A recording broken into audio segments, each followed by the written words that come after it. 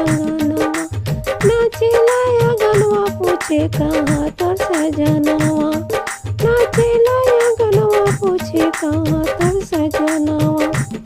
देवघर से आइले काला नगवा, नगवा नाचेला अंगनवा। किए कमैलू सिसिया किए कैलू दनवा, किए कमैलू सिसिया किए कैलू दनवा।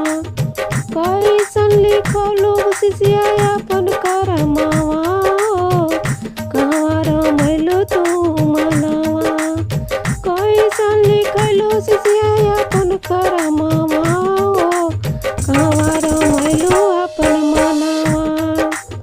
सिसिया बोला न बचनवा, कहाँ रमैलू अपन मनवा। सिसिया बोला न बचनवा, कहाँ रमैलू अपन मनवा। देवघर से अइले काला नगवा, नगवा नाचेला अंगनवा। ढेर कमैनी गुरु कैली कुछ न दनवा, ढेर कमैनी गुरु कैली कुछ न दनवा। माटी से लिखौली से गुरु अपन करमवा, माया में भूलनी अपना मनवा। माटी से लिखौली से गुरु अपन करमवा, माया में भूलनी अपना मनवा। देवघर से अइले काला नगवा, नगवा लौटेला अंगनवा।